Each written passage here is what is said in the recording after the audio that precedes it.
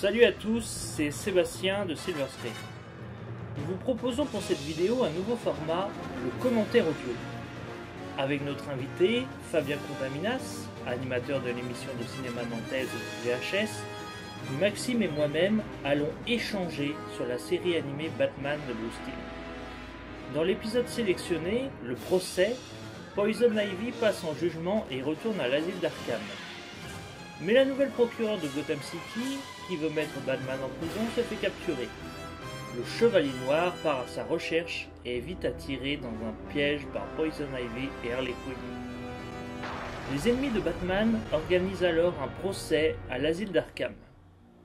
Cet épisode de qualité a tout l'intérêt de réunir une grande variété d'ennemis du Chevalier Noir. Bon visionnage. Donc la série animée Batman de Bruce Timm de 92 commence par un très beau générique, très esthétique. Je pense que c'est un générique qui est resté quand même iconique dans tout l'univers Batman, et je pense que même si on doit penser à un autre générique d'un autre dessin animé de Batman, moi j'en ai pas d'autre en tête en fait. Non, pas celui-ci est très cinématographique. Mais c'est ça, ouais. Et surtout qu'il est très proche des films de Burton. À chaque fois moi que j'entends le générique du film de Burton, en fait moi je pense à ce dessin animé là de Batman. Oui, forcément. Et d'ailleurs la musique, le thème original de Danny Elfman qui a également fait les musiques des Batman de Burton. Effectivement. Et d'ailleurs, même si on regarde il y a beaucoup de reprises ou de parodies qui ont été faites, et il y a une version live avec des vrais comédiens qui a été fait, et je vous conseille de la voir sur YouTube, je sais plus comment il s'appelle, mais... Donc aujourd'hui on regarde l'épisode Le Procès, écrit par Paul Dini. Et donc c'est un épisode où Batman va se retrouver face à ses ennemis en jugement pour décider s'il est responsable ou pas de leur création. La grande question. Donc là on a le personnage de Poison Ivy en procès. Alors, qu'est-ce que vous pensez de cette version de Poison Ivy dans la série animée par rapport à ce qu'on a pu voir dans les films, par exemple? Je trouve qu'elle a vraiment un look très, très plantureux qui rappelle beaucoup le personnage de Jessica Rabbit dans le film Qui veut la peau de Roger Rabbit. Ce qui est jusqu'à maintenant très peu de représentations autres au cinéma ne l'a représenté d'une façon aussi plantureuse et il y a un côté très aussi féminine. Ouais, un côté très pin-up. Bon là, elle est pas en costume adéquat, mais c'est vrai que la plupart des personnages féminins dans cette série animée, ils ont toujours un côté très pin-up. C'est vrai que c'est facile de les tourner en version rétro en fait. Oui, totalement. Là. On l'a vu dans pas mal de choses. Bon, Uma Thurman a tenté de faire un truc, moi ça m'a pas plus emballé que ça à l'époque dans Batman et Robin, mais elle manque, je trouve que ça serait bien de la revoir dans un prochain. S'il y a un autre film Batman ou avec d'autres antagonistes, ce serait cool de la voir, je trouve, ce personnage. Il y a beaucoup de choses à faire, je trouve, sur Poison Ivy. Alors là, on est un peu dans l'épisode sur la même thématique que ce qu'on peut voir dans The Dark Knight, par exemple, avec Harvey Dent qui veut mettre fin aux agissements de Batman, qui ne respecte pas la loi, qui fait sa propre loi, très, très clairement. Le personnage de Gordon... Qui aurait été très baraque, je trouve. Très baraque. Dans cette version. La voix française était celle de Jean-Claude Sachot, qui est un comédien qui est décédé il n'y a pas tellement longtemps. Oui, qui a une voix aussi très connue. Celle du professeur Arturo dans Sliders, notamment. Et autant, je trouve, dans ces dessins animés-là, Batman a toujours cette faculté d'apparaître dans une pièce et de disparaître sans aucun bruit. Autant dans beaucoup d'épisodes, ça paraît très crédible, autant là, le fait qu'ils soient tous dans la pièce est un peu difficilement concevable. Quand les petits, on fait pas forcément le même rapprochement, mais c'est vrai qu'en fait, il y a quand même pas mal de doses d'humour en ayant revu quelques-uns des épisodes dernièrement. Il y a quand même pas mal de doses d'humour, mais qui passent bien. Oui, c'est vrai. Là, quand il montre le méchant, quand on a vu le méchant qui était pendu, c'est très humoristique en Ouais, fait. Vous êtes sûr? Totalement. Il montre, c'est quand même... Et puis, c'est pas très enfantin non plus. Non, ça reste noir. Ouais, ça reste de l'humour. L'humour noir. Oui, totalement. Mais parce que même si c'est un dessin animé qui a bercé notre enfance à nous et qu'on a vu très petit, au final, ça dénote beaucoup de tous les autres dessins animés qu'on a aujourd'hui maintenant et qui sont infantiles sur un ton à côté. beaucoup plus simple. Bon, syndrome Clark Kent, hein. Oui, c'est on ça. reconnaît pas la voix alors que c'est la même, mais il a juste enlevé son costume. Voilà. Ça m'a toujours fait rire, ça, c'est génial. Bruce Timm qui aura fait aussi une version animée de Superman, du coup. L'Ange de Métropolis. L'Ange de Métropolis. Et qui par la suite d'ailleurs a donné, avec les crossovers qu'il y a eu, a donné la série Justice League. Justice League, bien sûr. Qui reprenait les mêmes personnages dans le même univers, parce qu'ils avaient même les mêmes voix et les mêmes costumes que dans les séries. Le Bat-Signal. Le Bat-Signal. Alors est-ce qu'il a été créé du coup pour les films, le film de Burton, je crois.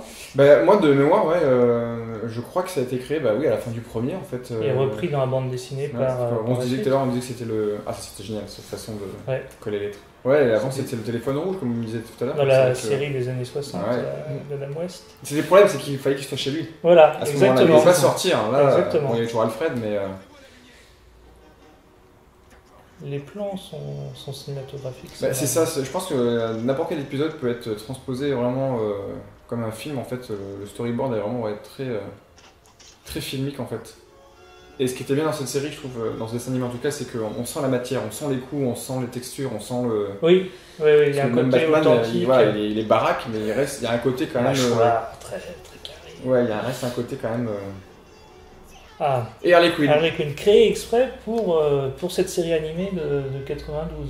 C'est ça, le personnage a été créé pour le dessin animé, et il est devenu tellement iconique que du coup DC a décidé de le conserver et de l'intégrer dans ses histoires comics et toutes les autres versions par la suite. Je pense qu'aussi ça a été, c'est peut-être, je sais pas, mais ça a été mis en avant ce personnage pour aussi rajouter un point de faiblesse au Joker.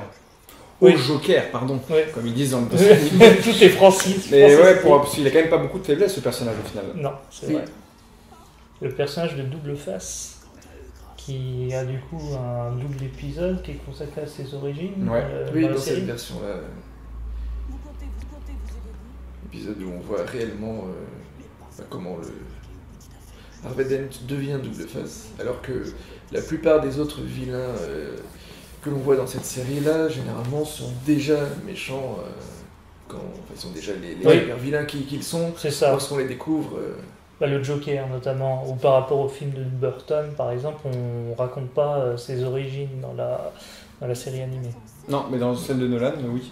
Et je trouve que c'est un des meilleurs personnages secondaires, entre guillemets, qui est vraiment bien développé et qui était vraiment très bien joué. Alors, je sais plus le nom de l'acteur. Aaron Eckhart, l'acteur, je crois, c'est ça. C'est ça. De Dark Knight. Allez, suivez-moi. Oui, allons-y. Vous n'ignorez pas que les juges détestent attendre. Allons-y. Alors là, on a une belle brochette de vilains. C'est vrai que c'est tout l'intérêt de cet épisode, c'est de rassembler tout un ensemble d'ennemis de Batman qui vont participer à son jugement. Il y a quand même beaucoup de vilains qui n'ont pas encore été représentés dans les différents films, malgré la grande panoplie de films Batman qu'il y a eu, puisque entre les 4 premiers films, puis la trilogie de Nolan, on a eu de quoi exploiter la licence, et il y a quand même encore beaucoup de vilains, type le Chapelier Fou ou autres, qui sont des personnages qui je pense pourraient être intéressants de voir comment ils seraient mis en place dans un film avec des vrais acteurs. Ce qui était bien, ce qui faisait la force de Nolan, c'est qu'il transposait ces personnages dans un contexte réel en fait. Voilà, c'est ça. Et ça c'était vraiment, que ce soit le Joker, que c'était l'épouvantail, ou même Bane. C'était quand même vraiment bien amené, ce qui rendait un côté totalement crédible. Oui. Alors comment s'appelle ce vilain? Je sais plus, c'est le... c'est Scarface. Ah oui, c'est ça, oui, c'est vrai, il s'appelle Scarface, donc le ventriloque. En fait, d'ailleurs, il y a toujours eu dans cette série-là un doute sur le fait que la marionnette était ou non une vraie marionnette, ou un être à part entière, puisque je me souviens d'un épisode où la marionnette semblait agir tout seul. Oui, elle se déplace même tout seul sans lui, comme son âme. Sans l'homme derrière qui le tient. C'est un personnage très intéressant. Ça y est, le Joker dans son splendeur, au sens littéral du terme. Voilà, c'est le juge. Et donc une scène qui fait référence à The Dark Knight Rises. Ouais, je trouve, en le voyant tout à l'heure, c'est vrai que je trouvais que ça faisait penser vraiment à ça en fait, à cette scène. Je pense que c'est un clin d'œil de Nolan, donc, qui était joué par l'épouvantail dans le film. Mais le fait que les méchants en fait préconisent quand même, c'est le mode de fonctionnement de procès. C'est ça. Ce qui réfute quand c'est l'inverse en fait. Ouais. Mais je trouvais ça plutôt ironique en fait, plutôt une grosse allégorie en fait, je trouve, à l'univers de ce que sont les traitements des méchants en fait. Oui, et puis est-ce que c'est Batman qui a créé les vilains ou l'inverse? Parce que si on reprend par exemple le film de Burton, c'est le Joker qui assassine les parents de Bruce Wayne et donc qui donne naissance indirectement à Batman. Et est-ce que le double face met sa machine en noir ou en version blanche quand il lave son déguisement? C'est vrai, hein? Très bonne question. Et ouais, mais je trouve ça important. Comment il fait il fait comment? Il le lave Peut-être qu'il l'envoie au pressing et que après c'est eux qui lavent chaque moitié séparément à la main. Bon, petite blague à part, mais je trouve que c'est drôle. Mais en revoyant quelques épisodes de la série animée, j'ai revu l'épisode sur les origines de Double Face et je trouvais que le ton était très adulte. Ouais. Et beaucoup plus, par exemple, que le traitement qu'il peut avoir dans Batman Forever, par exemple, Oui. avec Tommy Jones. Oui. Tommy Jones, de toute façon, et bon, il y a Jim Carrey, on a aperçu l'homme mystère derrière, qui reste pour moi un des méchants que je préfère, mais qui reste souvent secondaire dans ces univers-là. Mais Tommy Jones a vraiment regretté de faire ce film en fait. Ah, je savais pas. Parce qu'en fait, le tournage était déjà un petit peu chaotiquement compliqué. Jim Carrey reste Jim Carrey, donc c'est un mec assez farfelu, difficile à gérer quand même sur les tournages. Et au final, Jim Carrey et Tommy Jones se supportaient pas. Ils ont vraiment eu un problème entre eux parce qu'ils ne pouvaient pas se voir. Et il y a un documentaire, je ne sais plus comment il s'appelait, qui parlait du tournage. Et ça a été catastrophique à cause de ça. C'est pour ça que Tommy Jones ne rapporte pas grand chose en fait au personnage dans ce film-là. Oui. Et Jim Carrey fait Jim Carrey. Ça peut être facile parce qu'ils font alliance en plus. Ouais, c'est difficile, mais le film était compliqué pour ça en tout cas. Mais bon, toujours le personnage d'Harley Quinn. Qui a gardé la belle ceinture de Batman. Oui. Ah oui, l'homme mystère. Ouais, l'homme mystère. Ou Enigma. Enigma ou The Riddler. Il y a tellement de noms différents. Et qu'est-ce que vous pensez du doublage français de cette série animée? C'est ce qui pour moi fait l'écho à la nostalgie tout de suite. C'est vrai que ce doublage il est quand même puissant. Ouais. Oui, avec des voix très, très marquantes qu'on a entendues déjà partout, puisque entre la voix du Joker qui reprend Moucharder est un mot d'une telle vulgarité. Entre le futur. Bien la voix même de Bruce Wayne, Batman, qui est celle d'Harrison Ford. Ouais. Oui, c'était très surprenant d'ailleurs à l'époque de la diffusion d'avoir des voix aussi connues. Les voix de cinéma. Oui, c'est ça. Un dessin animé, c'était pris au sérieux. Hein. Ouais. Et la série animée, si ma mémoire est bonne, a été diffusée d'abord sur Canal+, avant de passer sur France 3, sur la chaîne publique. La série animée a attiré rapidement l'attention. Il y avait eu les films de Burton, le deuxième Batman de Burton venait de sortir et c'était un événement. Tu le disais Maxime, Jessica Rabbit, tu la vois en fait, là tu vois que elle en fait quand tu vois le personnage d'Ivy. Oui. Et puis Doc en plus qui était aussi un personnage, enfin l'acteur qui était aussi un personnage qui joue le méchant dans Roger Rabbit. Totalement. Parce qu'ils sont inspirés pour faire son design à Ivy parce que le film est sorti avant. Oui, 89. Roger Rabbit. Ouais, 88, 89, je sais plus, dans ces eaux-là. Je t'aime, moi non plus, un peu, beaucoup, passionnément, à la folie. Et le personnage du Joker, donc c'est Mark Hamill qui fait la voix originale.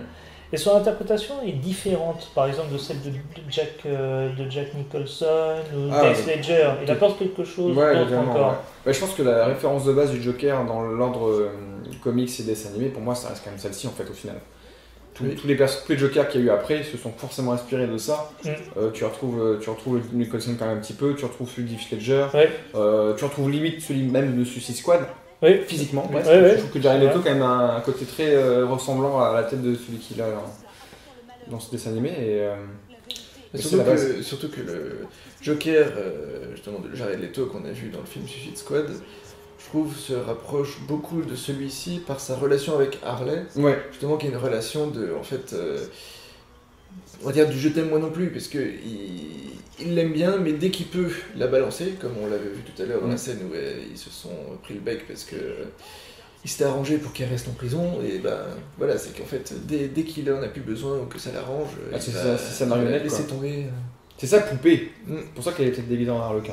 Ouais. Elle était décrite comme une poupée en fait à la base, Harley Quinn, quand même. Alors là, le juge va donner son verdict, je crois. Mais c'est assez amusant. Il y a un autre épisode de la série animée où différents vilains sont réunis autour d'une partie de poker. Il est pas mal fait. Bien joué, maître Van Dorn. Vous nous avez démontré que Batman ne nous a pas Donc créé, en fait, que nous sommes Batman seuls est déclaré responsables de nos non pauvres coupable. Non coupable. Alors le procès ne sert à rien en fait. Je crois que c'est Oui. un piège. Je pense qu'il y a un retournement de situation qui va arriver incessamment sous peu, C'est n'est-ce pas? là qu'on voit bien à quel point tous les super vilains de Batman sont fous à des degrés divers, parce que malgré là tout le côté très juridique qu'ils ont voulu donner à ce passage-là, au final, C'est juste. tout ce que eux voulaient, c'était pouvoir trucider Batman, donc ils trouvent la moindre excuse pour pouvoir le faire. Et mettre le suspense à son comble. Et là, on l'a pas précisé, mais on est dans l'asile d'Arkham. Oui, dans la prison.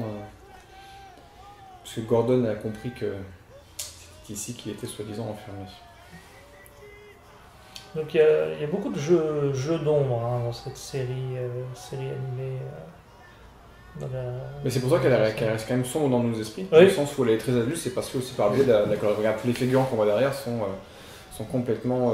Restent des silhouettes. Et du coup, ça devient flippant en fait. C'est de ça. voir des silhouettes. Et Bruce Timm avait dit qu'il s'était inspiré directement du travail sur les dessins animés des années 40 de Superman, des frères Fletcher, qui ont marqué aussi à l'époque de leur diffusion. Ils passaient au cinéma en fait. Ça reste du film noir, on le disait tout à l'heure. C'est vrai que.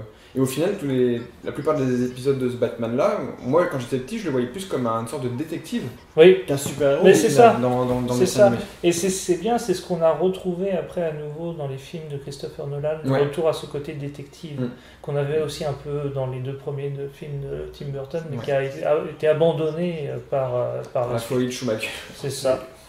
Ah, le Joker qui revient. Ce que j'aimais bien dans cette version-là de Batman, c'est que le Joker aime beaucoup se déguiser. Oui, Il trouve toujours une panoplie différente pour chaque occasion. Un Batman démasqué, est-ce que ça va être attention, aujourd'hui? attention. Ah, Et non, le Et Batman. heureusement Le que la Batarang. juriste sait se servir d'un Batarang. ouais. Elle avait récupéré en fait au tout début de l'épisode. C'est très bien écrit C'est quand bien même. hein. écrit. Hein. Le fusil de Tchekhov. Voilà. On est d'accord, c'est pas un fusil pour une fois, mais Alors là, oui, on a un briquet qui illumine énormément la ouais, moi ça m'a pièce, toujours hein. fait rire ce genre de choses, Et comme au cinéma, comme au cinéma. pareil. Toujours quelque chose qui m'a beaucoup marqué, c'est le fait que dans le noir, on ne voit que les yeux de Batman qui apparaissent, Oui. et qui du coup rajoute ce côté un peu grande menace qui surgit dans l'ombre, qu'on ne voit pas. Et qui a été, arriver. je pense, réutilisé un petit peu dans les dessins animés qui sont arrivés, même l'année d'après, je crois, de Spider-Man. Celui que je regardais Oui. aussi pas mal. 80... Où Spider-Man, l'animation, je sais pas si ça venait de là, mais pareil, il avait ce sixième sens, Oui. des yeux qui utilisaient cette même type d'animation en fait. Oui, c'était Oui. une série d'animation réussie aussi. Oui, aussi, d'ailleurs, avec hein. un bon générique Ouais, totalement. à la guitare électrique. Oh là, il devient violent, là, le Joker, pour une, La folie. une série animée. Ah, il Dans fait son jamais dans la sourire. dentelle. Là encore une fois, il a failli trucider Harley. Mais elle lui pardonnera comme toujours. C'est ça.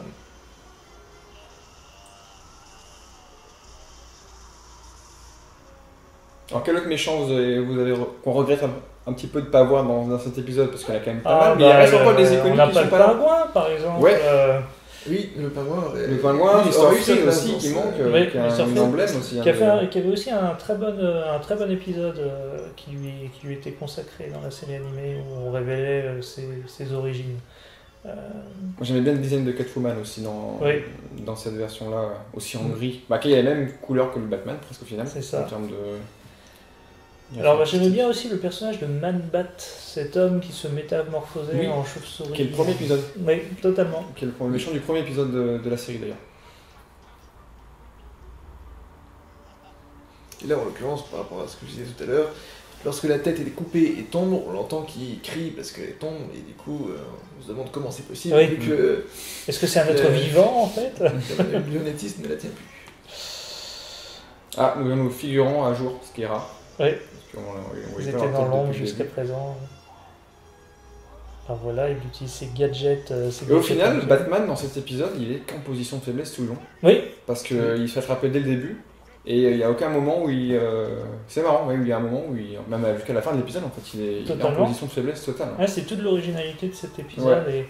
Et que c'est vrai où aussi Jim Gordon passe un peu Du au coup, premier il est plan. Bah, plus mis en avant. Quel puisque- sauveur, en fait, au final. Puisque c'est lui qui, on a vu à plusieurs reprises, plusieurs séquences où on le voit investiguer pour découvrir où Batman et la juge ont été, enfin ou l'avocate plutôt, ont été capturés, et qui à la fin débarque à l'asile d'Arkham pour arrêter tout le petit monde qui s'est enfui. C'est là que tu vois que Totalement. Batman est un mec comme tout le monde, il peut être fatigué certains jours. Voilà, Donc voilà. c'est vrai. Bah, Batman n'a pas de super Bah, pouvoir. il fait que des nuits blanches en plus. Exactement. Faut... Ah, il est là. C'était bien montré ça aussi dans le film de Burton, je me souviens dans le premier film. Là, il est le Joker avec sa belle chevelure à Il nu. fut capturé par. D'ailleurs, dans cette version-là, il a pas, il a quelques reflets, mais il n'a pas les cheveux verts caractéristiques Non. Ouais. du personnage. Du personnage. Oui. Et donc là, on termine avec l'avocate finalement qui reconnaît l'utilité de Batman. De Batman et qui lui dit t'es pas obligé de prendre un costume de flic comme elle a dit au début. Voilà, Ça, exactement. Il reconnaît les îlots, Mark la Hamill, fameuse- ce magnifique plan panoramique. Donc une très bonne série hein, qui Ah reste ben, toujours c'est- excellente. C'est pour moi c'est ce qui Appréciable fait- à regarder. c'est ce qui fait Batman à la base en fait, c'est cette série-là, parce qu'on est de ces années-là. Hein. Et puis on ne peut que la recommander pour les amateurs. Donc ouais, ils ont sorti, tu l'as, mais là c'est coffret, ils ont sorti quand même un coffret en Blu-ray et en DVD, Intégral. intégral de toute la série, qui est un plaisir de revoir. À très bientôt. Et ben merci de m'avoir vu. Merci. tout ça. Merci beaucoup.